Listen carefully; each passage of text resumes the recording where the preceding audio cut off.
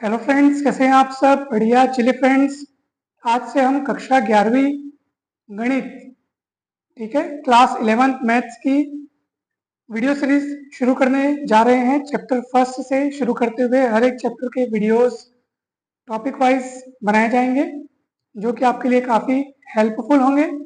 तो आज chapter first, जिसमें हम पढ़ेंगे समुच्चय यानी कि सेट। दोस्तों, हर एक वीडियो को बहुत ही सरल भाषा में तैयार किया जाएगा ताकि आपको हर एक टॉपिक आसानी से समझ में आ सके। तो चलिए सबसे पहले हम देखते हैं समुच्चय किसको बोलते हैं। तो समुच्चय की डेफिनेशन देखते हैं। वस्तुओं के सुपरिभाषित संग्रह को समुच्चय कहते हैं, ठीक है। मतलब संग्रह, कलेक्शन, किनका? वस्तुओं का, ठीक। उसी को हम लोग बोलते हैं सेट यानी कि समुच्चय। अब इस कलेक्शन में क्या क्या चीजें शामिल होंगी? जो भी कलेक्शन होगा उसको हम सुपरिभाषित क्यों बोल रहे हैं? क्या किन्हीं भी चीजों का कलेक्शन करने से उसको सेट नहीं कहेंगे क्या? ये सुपरिभाषित का अर्थ क्या होता है, तो ये हमें जानना होगा। सुपरिभाषित का अर्थ ये है दोस्तों कि ऐसा कलेक्शन जिसको देख करके आप ये आसानी से बता सकते हैं कि भाई कोई ऑब्जेक्ट, कोई वस्तु उस कलेक्शन में शामिल होने लायक है कि नहीं। जैसे उदाहरण के तौर पे मान लीजिए मैं प्रथम 5 प्राकृतिक संख्याओं का समुच्चय लेता हूं, ठीक है। 1 2 3 4 5, इस तरीके से। अब मैं कहूंगा कि भाई क्या ये ए इसमें बिलोंग करेगा क्या? क्या ये ए इसमें शामिल होने लायक है क्या? तो आप कहेंगे ये कैसी बात है सर, आपने तो यहाँ पे संख्याओं का समुच्चय लिया है, प्राकृतिक संख्याओं का समुच्चय, प्रथम 5 प्राकृतिक संख्याओं का समुच्चय आपने लिया है, और ये ए तो अल्फाबेट का लेटर है, ये तो इसमें बिलोंग, ये तो एकदम आड़ा तिरछा टाइप का हो गया। तो ये कलेक्शन वेल डिफाइंड कहलाएगा, जिसको देख के हम पहचान सकते हैं कि कोई, अगर कोई वस्तु है, अगर कोई चीज है, तो वो उसमें बिलोंग करने लायक है कि नहीं है। अब मान लीजिए मैं पूर्णांकों का समुच्चय लिया, ठीक है। पूर्णांकों का समुच्चय जिसमें 1 2 3 -1 -2 -3 सब लोग, है ना भाई, इस तरीके से, और जीरो भी उसमें शामिल होता है। अब मैं आपसे पूछूं कि भाई क्या इसमें √2 शामिल होगा, ये वर्गमूल 2 शामिल होगा? तो आप कहेंगे सर ये √2 एक पूर्णांक थोड़े ही है, ये तो पूर्णांक नहीं है, यानी ये इसमें शामिल नहीं हो सकता। तो यानी कि आप तय कर पा रहे हैं ना कि भाई कोई चीज इसमें शामिल होने लायक है कि नहीं है उस कलेक्शन में। तो आप समझ जाइए कि आपने जो कलेक्शन लिया है वो वेल डिफाइंड है। वेल डिफाइंड मतलब ऐसा कलेक्शन, वेल डिफाइंड मतलब सुपरिभाषित, और सुपरिभाषित मतलब ऐसा संग्रह जो है वो जिसमें जो वस्तुएं रखी गई, जो भी एलिमेंट्स या अवयव उसमें रखे गए हैं, वो एक निश्चित गुण के आधार पर उनको इकट्ठा किया गया है ना भाई, उनको एक निश्चित आधार पर वहां पे रखा गया है। जैसे मैं यहाँ पे भारत के शहरों का कलेक्शन लूं, ठीक है, भारत के शहरों का, और अचानक से मैं कोई विदेश का कोई एक ऐसा शहर आपके सामने यहाँ प्रस्तुत कर दूं। जैसे मान लीजिए मैं न्यूयॉर्क लिख देता हूँ, तो आप कहेंगे सर ये आपने जो कलेक्शन लिया है वो तो भारत के शहरों का है, और फिर आप न्यूयॉर्क बोल रहे हैं, तो वो उस कलेक्शन में शामिल होगा क्या? नहीं होगा। तो समझ लीजिए कि भैया वो वेल डिफाइंड कलेक्शन है। मतलब वेल डिफाइंड कलेक्शन उसको बोलेंगे कि भाई अलग से अगर आपके पास कोई ऑब्जेक्ट हो तो आप ये तुरंत जांच करके बता सके कि भैया ये इस कलेक्शन में शामिल होने लायक नहीं है, क्योंकि कलेक्शन तो हमने अमुक अमुक वस्तुओं का लिया है। तो कुछ कुछ विशेष गुण के आधार पर अगर आप कलेक्शन तैयार करते हो तो वो वेल डिफाइंड कलेक्शन कहलाएगा, और उसी को हम क्या कहेंगे? सेट कहेंगे। अब जैसे मैं एक कलेक्शन ले रहा हूँ जिसमें मैं एक रख रहा हूँ पेन, एक रख रहा हूँ कोई वेजिटेबल रख दिया, कोई नंबर रख दिया, कोई अल्फाबेट रख दिया, बोलेंगे ये क्या कलेक्शन है? एक आप पेन रख रहे हो, फिर कोई सब्जी रख रहे हो, फिर कोई गिनती रख रहे हो, फिर अल्फाबेट रख रहे हो, तो कुछ भी हो गया। तो ये वेल डिफाइंड कलेक्शन थोड़ी हुआ, है ना भाई। किसी भी चीज को आप इकट्ठा कर दोगे जिसमें आपस में कोई तालमेल ना हो, तो हम उसको फिर सेट नहीं कहेंगे, ठीक। तो ये चीज आपको अच्छे से समझना है। तो जैसे अंग्रेजी वर्णमाला के स्वरों का संग्रह अर्थात AEIOU, अभी पता चल गया भैया अंग्रेजी वर्णमाला के जो स्वर है उनका संग्रह है। मतलब और कोई लेटर इन 5 को के अलावा अगर कोई और लेटर है, जैसे मैं जेड बोलूंगा, जेड इसमें शामिल होने लायक है क्या? तो आप बोलेंगे बिल्कुल नहीं होगा, जेड थोड़ी ना स्वर है, जेड वोवेल थोड़ी ना है जो इसमें शामिल होगा, है ना भाई। तो साफ साफ पता चल गया कि हाँ ये जो कलेक्शन आपने लिया है वो कैसा कलेक्शन है? वेल डिफाइंड कलेक्शन है। तो अब आपको ये क्लियर हो गया होगा कि वेल डिफाइंड कलेक्शन क्या है। देखो आप तुरंत बता दिए ना कि जेड इसमें शामिल नहीं होगा। क्यों नहीं होगा भाई? क्योंकि आपने कलेक्शन किनका लिया है, अंग्रेजी वर्णमाला के स्वरों का कलेक्शन लिया है, और जेड अंग्रेजी वर्णमाला का स्वर नहीं है, इसलिए ये इसमें शामिल नहीं होगा। इसका मतलब आपने जो कलेक्शन लिया है वो वास्तव में वेल डिफाइंड है, क्योंकि आप ये आसानी से तय कर पाए कि भैया कोई चीज उसमें शामिल होने लायक है कि नहीं है। मैं कहूंगा ओ इसमें शामिल होने लायक है कि नहीं, तो आप कहेंगे सर ओ जरूर उसमें शामिल होने लायक है, तभी तो उसको किया गया है। तो मैं कहूंगा आपसे क्यों किया गया है, क्योंकि भैया वो अंग्रेजी वर्णमाला का स्वर है, इंग्लिश अल्फाबेट का वॉवेल है, इसलिए उसको वहां पे शामिल किए हैं अपन। ठीक, दूसरा एग्जाम्पल देखिए, भारत के शहर। सीधी सी बात है, भारत के शहर जो हैं वो उनका अगर आप कलेक्शन लोगे तो ये वेल डिफाइंड कलेक्शन होगा, क्योंकि अगर मान लीजिए कोई दूसरा शहर है, ठीक है, किसी दूसरे मतलब दूसरे देश का अगर कोई शहर है, ठीक है, तो दूसरे देश जैसे वुहान अपन ले लेते हैं, चाइना का एक शहर है वुहान, तो क्या वो भारत के शहरों वाले संग्रह में शामिल होने लायक है? नहीं है, क्योंकि वो भारत का शहर नहीं है। मतलब आप तय कर पाए कि हाँ ये इसमें शामिल होने लायक नहीं है करके। तो इस तरीके से देखा जाए तो भारत के शहरों का संग्रह भी एक है, समुच्चय है। और आप देख सकते हैं ये प्रथम 5 प्राकृतिक संख्याएं 1 2 3 4 5, तो ये भी एक समुच्चय है। दोस्तों वास्तव में हम समुच्चय को किस तरीके से लिखते हैं, इंग्लिश के बड़े अक्षरों की मदद से हम सेट को यानी कि समुच्चयों को व्यक्त करते हैं। जैसे जैसे हम समुच्चयों को लिख सकते हैं A B C X Y Z U S T, इस टाइप से ये हम समुच्चयों को व्यक्त करते हैं। ठीक, और एलिमेंट्स को, अवयवों को, इस समुच्चय के जो सदस्य होते हैं, जो इसमें अवयव शामिल होते हैं, उनको किस तरीके से व्यक्त करते हैं, स्मॉल लेटर से, A B C X Y Z R S M N, इस टाइप से। तो सामान्यतः हम स्मॉल लेटर की मदद से समुच्चय के अवयवों को व्यक्त करते हैं, और समुच्चयों को हम व्यक्त करते हैं कैपिटल लेटर से। ठीक है, तो अब ये आपको क्लियर हो गया होगा। अब दोस्तों देखिए, मान लीजिए ये x जो है, अगर किसी समुच्चय मान लो कैपिटल ए का है ना भाई, ये सेट है तो हम उसको कैपिटल लेटर से ही व्यक्त करेंगे, और ये एलिमेंट है, अवयव। ठीक है, तो अगर ये x इस समुच्चय का कोई अवयव है तो हम इसको इस तरीके से लिखते हैं। देखो ये जो चिन्ह है ना, ये बिलोंग्स टू का है, तो हम इसको पूरे को कैसे पढ़ेंगे, x बिलोंग्स टू ए, ऐसे पढ़ेंगे, x बिलोंग्स टू ए, इस तरीके से हम इसको पढ़ते हैं दोस्तों। ठीक, कहीं पर भी आपको कोई भी डाउट होगा तो जरूर पूछिएगा। तो अब आप इसको समझ गए होंगे कि जैसे कोई एलिमेंट किसी सेट में शामिल होता है तो हम उसको बोलते हैं x बिलोंग्स टू ए, यानी कि x ए में शामिल है, या x ए का अवयव है, या x ए का सदस्य है। ए क्या है, समुच्चय, सेट, और x क्या है, उसका कोई अवयव है, कोई एलिमेंट है, कोई सदस्य है, तो हम कहते हैं x बिलोंग्स टू ए, अर्थात x ए में शामिल है। या a x को रखता है, आप ऐसा भी कह सकते हैं, a x को रखता है, a कंटेन्स x, ऐसा आप इंग्लिश में कह सकते हैं। और चिन्ह रूप में यानी कि सिंबॉलिक फॉर्म में उसको हम इस तरीके से लिखते हैं, x बिलोंग्स टू a, इसको पढ़ते हैं बिलोंग्स टू का ये चिन्ह है, x बिलोंग्स टू a पढ़ते हैं।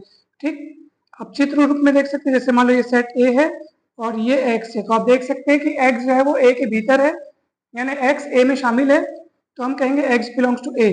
अगर कहीं आपको ऐसा नजर आए, ठीक है, ये सेट ए है और ये x बाहर है, तो अब ऐसी स्थिति में आप कहेंगे कि x does not belong to A, ये ऐसा आप कहेंगे, यानी x ए में शामिल नहीं है, x ए का सदस्य नहीं है। तो ये देखो, बिलोंग्स टू का चिन्ह लिखने के बाद उसको काट देना है।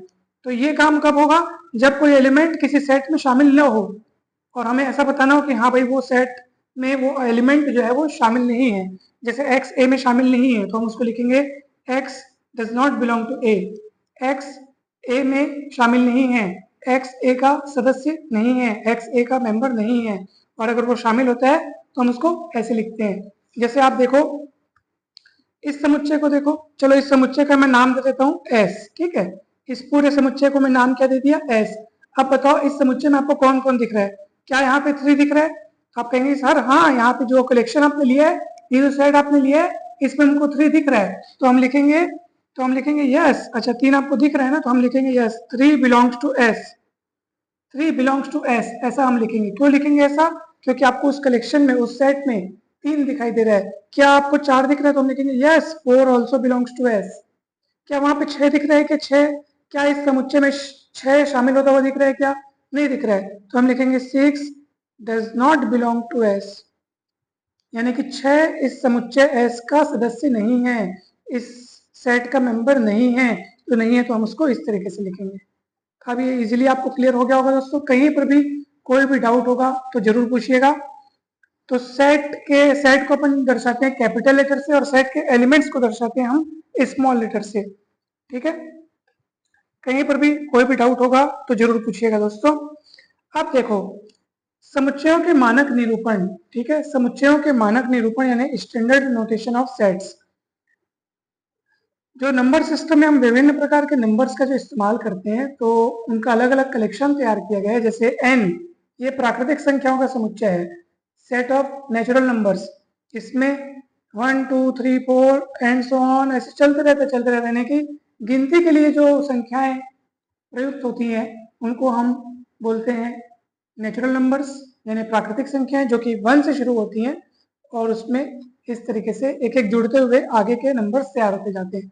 1 फिर 2 फिर 3 फिर ऐसे चलते जाता है, इसका कोई अंत नहीं है। शुरुआत तो 1 से होता है परंतु अंत नहीं है। जेड या इसी को मतलब ये जेड या आई से हम लोग व्यक्त करते हैं पूर्णांकों के समुच्चय को, यानी सेट ऑफ इंटीजर्स, जिसमें 1 2 3 ये सारे के सारे रहेंगे, जीरो भी शामिल रहेगा, फिर इधर -1 -2 -3 -4 ये सब शामिल रहेंगे। यानी कि आप देख लो जो प्राकृतिक संख्याओं का समुच्चय है ना वो तो इसमें है ही है, और साथ ही साथ उन प्राकृतिक संख्याओं का फिर ऋण चिन्ह लगा करके, सब में ऋण चिन्ह लगा करके जो संख्याएं बनी है वो भी इसमें शामिल है, साथ ही साथ जीरो भी इसमें शामिल है। तो इसको हम बोलते हैं सेट ऑफ इंटीजर्स, पूर्णांकों का समुच्चय, जिसको हम जेड या आई से व्यक्त करते हैं। अगर आपको सिर्फ धनात्मक पूर्णांकों का समुच्चय बताना हो तो आप लिखेंगे जेड प्लस। इसमें केवल धनात्मक पूर्णांक आएंगे, 1 2 3 ये सब लोग आएंगे। आगे सब देखो हम लोग ऐसे देखो कॉमा लगा के ऐसे 3 ठोक बिंदी लगा दिया, इसका मतलब ये है and so on. And so on मतलब ऐसा नहीं सोचना कि भाई 1 2 3 क्या 3 ही एलिमेंट बस इसमें, ऐसा नहीं सोच रहे हैं। वो 1 2 3 के बाद ऐसे इसी तरीके से आगे और आते जाएंगे, और गिनती का तो कोई खात्मा नहीं है, गिनती का तो कोई अंत नहीं है। तो यहाँ पे आप चलते जाएगा, ये अनगिनत चलते रहेगा। ठीक है, तो ये धनात्मक पूर्णांकों का समुच्चय है। ऐसे अगर आपको ऋणात्मक पूर्णांकों का समुच्चय बनाओ तो -1 -2 -3 ये सब आप लिखेंगे। शून्य जो है ना तो धनात्मक है ना तो ऋणात्मक है, इसलिए शून्य शून्य पूर्णांक कहलाएगा। ठीक है, अगर आपको ऋणात्मक पूर्णांकों का समुच्चय बनाना हो तो जेड माइनस करके -1 -2 -3 एंड सो ऑन करके आप लगा सकते हैं। ठीक है, तो इस तरीके से आप अपने समझे जेड माइनस मतलब ये देखो हमने लिखा भी है जेड माइनस यानी ऋणात्मक पूर्णांकों का समुच्चय, जो जिसमें ऋणात्मक पूर्णांक रहेंगे। डब्ल्यू क्या है?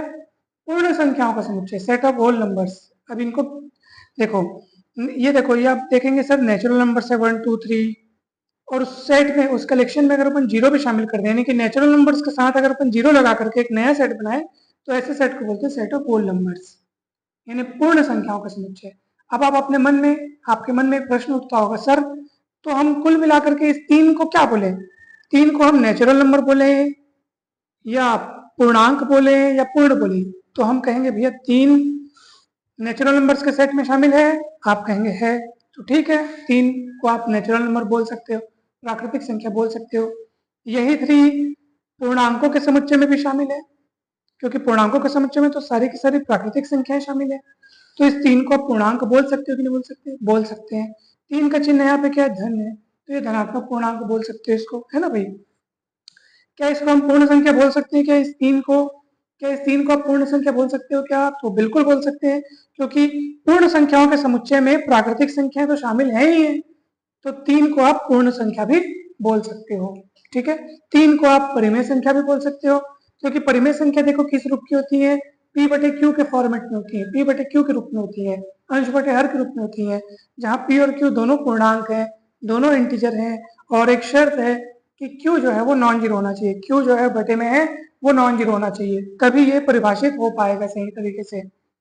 अब आप बोलोगे सर ये 3 कुल मिला के क्या है? तो 3 प्राकृतिक संख्या भी है, 3 को आप पूर्ण संख्या भी बोल सकते हो, पूर्णांक भी बोल सकते हो, और 3 को आप परिमेय संख्या भी बोल सकते हो, क्योंकि 3 के बटे में 1 लिख करके हम उसको p बटे q के रूप में एक्सप्रेस कर सकते हैं। आप देख लो खुद। p बटे q के रूप में इसको 3/1 को लिख करके हम एक्सप्रेस कर सकते हैं। तो इसलिए समस्त पूर्णांक जो है उनको आप परिमेय संख्याएं बोल सकते हो, लेकिन हर परिमेय संख्या पूर्णांक नहीं होती। ठीक है, अब ये कौन सी ऐसी संख्या है जो पूर्णांक नहीं होती? तो वे समस्त परिमेय संख्याएं जिनके बटे में 1 नहीं होकर के बल्कि कोई और पूर्णांक हो। उदाहरण के लिए आप देखो, जैसे मैं लिख दिया 3/17, अब ये पूर्णांक है क्या? नहीं है, तो ये p बटे q के फॉर्म में है, जहां इस बटे में 1 नहीं है।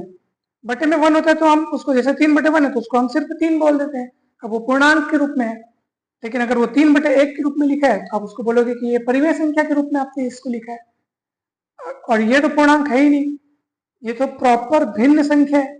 ऐसी भिन्न संख्या जो पूर्णांक नहीं है, ये क्या है? परिमेय संख्या है। ठीक, अब आपको ये अच्छे से क्लियर हो गया होगा दोस्तों। ये भिन्न संख्या है जो अंश बटे हर, ये पूर्णांक नहीं है, परिमेय संख्या है। ठीक, और उसके बाद रियल नंबर्स भी आता है। अच्छा, परिमेय के बाद आपका आएगा अपरिमेय संख्या। अपरिमेय संख्या किसको बोलोगे? जिसको आप p बटे q के रूप में एक्सप्रेस नहीं कर सकते। ठीक है, अंश बटे हर के रूप में जिसको हम एक्सप्रेस नहीं कर सकते उसको हम अपरिमेय संख्या बोलेंगे, इरेशनल नंबर्स बोलेंगे। ठीक, जैसे √2, √3, पाई, ई, ये सब अपरिमेय संख्या, इनके बारे में हम विस्तार से आगे भी पढ़ेंगे। ठीक, चलिए अब हम आपको आगे बताते हैं समुच्चय का निरूपण, जिसमें दो तरीकों से हम समुच्चय को निरूपित करेंगे। एक तो है रोस्टर या सारणीबद्ध रूप यानी रोस्टर या टेबुलर फॉर्म, दूसरा है समुच्चय निर्माण रूप यानी सेट बिल्डर फॉर्म। देखो, रोस्टर या सारणीबद्ध रूप में मतलब जो उसमें एलिमेंट है सबको बकायदा आराम से लिख करके आप कॉमा लगा करके सारे एलिमेंट लिखो और अगल बगल में आप सर्पिलाकार कोष्ठक लगा दो। जैसे ये देखो, हमने प्रथम पांच प्राकृतिक संख्याओं के समुच्चय को पूरा डिटेल में सारे एलिमेंट्स को लिखा हमने कॉमा लगा करके, और फिर ऐसे करली ब्रैकेट आपने लगा दिया यहाँ पे। तो ये रोस्टर फॉर्म होता है, टेबुलर फॉर्म होता है, विस्तार से हर एक एलिमेंट को आप लिखते जाइए। तो टेबुलर फॉर्म में अपन इस तरीके से लिखते हैं। ठीक, जैसे इंग्लिश अल्फाबेट के 5 लेटर्स हो गए तो हम उसको लिखेंगे भाई AEIOU, देखो पूरा डिटेल में लिखते हैं अपन, तो उसको बोलते हैं सारणीबद्ध रूप या रोस्टर फॉर्म। अब समुच्चय निर्माण रूप क्या होता है? सेट बिल्डर फॉर्म क्या होता है? जिसमें आप एकदम डिटेल में सारे एलिमेंट्स को न लिख करके सिर्फ क्या करते हैं, एलिमेंट का कोई एक नाम दे देते हैं। मान लो एलिमेंट का नाम दे दिया मैं x, ठीक है, x बोल दिया, आप कुछ भी बोल सकते हैं, x ABCD कुछ भी, और साथ ही साथ अब आप उसकी खासियत बता दो कि भैया आपने जिन चीजों का कलेक्शन लिया है वो क्या सोचते हुए लिया है, उस कलेक्शन में जो एलिमेंट्स हैं उनमें क्या क्या खास बात है। जैसे मैं बोल रहा हूँ कि भैया मैंने x लिया है, आप बोलोगे x क्या है, बताना पड़ेगा आपको। मैं बोल रहा हूँ चलो x में लिया है नेचुरल नंबर से, x क्या है? नेचुरल नंबर, तो मैं लिखूंगा x बिलोंग्स टू n। तो इसका मतलब x मैंने किस में से लिया है? नेचुरल नंबर्स में से लिया है। x किस में शामिल है? नेचुरल नंबर्स के सेट में शामिल है। तो जैसा कि हमने आपको पहले बताया कि हम उसको इस तरीके से लिखते हैं, x बिलोंग्स टू n, यानी x n का सदस्य है, x n में शामिल है। n कौन है? प्राकृतिक संख्याओं का समुच्चय है, x उसका सदस्य है, यानी x भी क्या है? प्राकृतिक संख्या है। ये आपको पता चल गया। जैसे ही आपने लिखा ना x बिलोंग्स टू n, मतलब तय हो गया कि x क्या है? प्राकृतिक संख्या है। अब प्राकृतिक संख्या है, ठीक है भाई, प्राकृतिक संख्या है, तो ये देखो ये ऐसे, ये इसका हो गया समुच्चय निर्माण रूप। अब भाई सीधी सी बात है, मैंने एलिमेंट्स को x कहा और x के बारे में खासियत बता दी कि x बिलोंग्स टू n। अगर मेरे को इसको सारणीबद्ध रूप में लिखना हो तो मैं कैसे लिखूंगा बताइए? तो आप बोलेंगे सर इसको सारणीबद्ध रूप में लिखना है आपको, तो भैया आपने इसमें कैसे एलिमेंट्स लिए? तो मैंने कहूंगा मैं तो इसमें x लिखा हूं, लेकिन x के बारे में क्या कहा मैंने? x belongs to n। ये जो डबल बिंदु लिख रहे हैं उसको बोलते हैं सच दैट। अगर हिंदी में पढ़ेंगे तो हम पढ़ेंगे x इस प्रकार की, x belongs to n, such that मतलब इस प्रकार की, यानी इस समुच्चय में हमने ऐसे x रखे हैं, ऐसे एलिमेंट्स रखे हैं जो इस तरह से तैयार किए गए हैं या इस तरह से चुने गए हैं कि वो किस में बिलोंग करते हैं? नेचुरल नंबर्स के सेट में बिलोंग करते हैं, या वे एलिमेंट्स चुने गए हैं जो प्राकृतिक संख्या है। तो अब आप कहेंगे कौन होती है प्राकृतिक संख्या? तो हम बोलेंगे 1 2 3 एंड सो ऑन। ये देखो, अब ये भी वही चीज है, ये भी वही चीज है दोस्तों, दोनों ही वही चीज है, लिखने का तरीका अलग अलग है। इसमें आपने बकायदा एक एक एलिमेंट को 1 2 3 करके आपने एंड सो ऑन करके बता दिया। तो एंड सो ऑन बोलने का मतलब हमको समझ में आ गया कि हाँ भाई इसी तरीके से गिनती आगे जारी रखो। ठीक है, तो ये सेट ऑफ नेचुरल नंबर्स को आप इस तरीके से भी लिख सकते हैं, और उसी को लिखने का ये दूसरा तरीका है, इसी को बोलते हैं समुच्चय निर्माण रूप। मतलब एलिमेंट को कोई नाम देकर के एक्स वाई जेड कुछ भी नाम देकर के फिर उस एलिमेंट की खासियत लिख दो। जैसे एन में बिलोंग करता है तो एन बता दो, इस तरीके से। तो ये होता है सेट बिल्डर फॉर्म। जैसे उदाहरण के लिए, जैसे आप कहेंगे सर ये जो आपने सेट लिखा है एस 1 2 3 4 5 जो आपने लिखा है 5 एलिमेंट्स का, अगर मेरे को इसको सेट बिल्डर फॉर्म में लिखना हो तो मैं कैसे लिखूंगा? तो ध्यान दीजिए, आखिर में किन का सेट है ये? प्रथम 5 प्राकृतिक संख्याएं, 1 2 3 4 5 आपको दिखाई दे रहे हैं ना, ये कौन है? प्रथम 5 प्राकृतिक संख्याएं। तो देखो हम कैसे लिखेंगे। अब उसी सेट एस को लिखने का दूसरा तरीका हम लिखेंगे, सर उसमें कैसे एलिमेंट्स हैं? तो एक्स नाम दे दिया। कैसे एलिमेंट्स हैं? कैसे एलिमेंट? सच दैट को हम लोग डबल बिंदी से भी लिखते हैं और इसे लकीर खींच करके भी लिखते हैं। तो हम एक्स सच दैट या ऐसे करके लकीर खींच के भी आप लिख सकते हो। X such that X belongs to N, मतलब मैंने ऐसे एलिमेंट्स का कलेक्शन चुनना चाहा है जो नेचुरल नंबर्स हैं, एक्स बिलोंग्स टू एन। परंतु सारे नेचुरल नंबर्स तो नहीं है उसमें, 1 से लेकर 5 तक है, 1 से लेकर 5 तक है, 1 से लेकर 5 तक है। तो कैसे करोगे? बाजू में बताना पड़ेगा कि भैया x जो है वो कहां से कहां तक है? 1 से लेकर के 5 तक है। यानी कि आपको बताना पड़ेगा x इज लेस देन और इक्वल टू 5, ग्रेटर देन और इक्वल टू 1। तो पता चल गया 1 से लेकर 5 तक है। यानी x का मान 5 से छोटा भी है, 5 लेस देन और इक्वल टू, x का मान 5 है, 5 से छोटा है, और 1 या 1 से बड़ा है। मतलब आपको इसमें 1 भी शामिल करना है, 5 भी शामिल करना है, और 1 और 5 के बीच के जितने भी नेचुरल नंबर्स है वो भी शामिल करने हैं। नेचुरल नंबर्स होना चाहिए। देखो तो इस तरीके से देखो इसी चीज को लिखने का दूसरा तरीका दोस्तों यही चीज 1 2 3 4 5 5 एलिमेंट्स को लिखने का दूसरा तरीका यही है कि हमने x लिख दिया, such that x belongs to n करके बता दिया कि x नेचुरल नंबर्स के सेट में शामिल है और उसकी वैल्यू 1 से लेकर 5 तक है। आप इसको ऐसे भी लिख सकते हैं, x such that x belongs to n and x is less than 6 and greater than 0, ऐसे आप बता सकते हैं। तो मतलब है कि इसका मतलब क्या बताऊं, 0 और 6 के बीच, यानी 0 से बड़ी किंतु 6 से छोटी समस्त प्राकृतिक संख्या। क्योंकि देखो x बोल दिया मैंने, x क्या है उनके बारे में जानकारी दे दी कि x किस में बिलोंग करते हैं? n में। n के नेचुरल नंबर्स का सेट है। मतलब मैं पहले से बोल रहा हूँ भैया कि x नेचुरल नंबर्स का सेट है, x प्राकृतिक संख्या है। कैसी प्राकृतिक संख्या? कौन कौन सी प्राकृतिक संख्या? कितनी प्राकृतिक संख्या? वो बाजू में बताया मैंने। ऐसी प्राकृतिक संख्या जो 0 से बड़ी हो किंतु 6 से छोटी हो। अब आप स्वयं बताइए 0 से बड़ी प्राकृतिक संख्या कौन है? तो आप बोलोगे 0 से बड़ी 1 भी है, 2 भी है, 3 भी है, 4 भी है, 5 भी है। लेकिन ध्यान रखना 6 से छोटी होनी चाहिए। तो 5 तक आप जाएंगे, 6 में नहीं जाएंगे, क्योंकि अपने को 6 से छोटा चुनना है। तो आप क्या क्या तैयार करेंगे यहाँ पे? 1 2 3 4 5 ही तो लेंगे ना यहाँ, और ये बन गया ना वापिस आपका एस। बताओ यही तो है। तो इसी चीज को लिखने का ये दूसरा तरीका हुआ।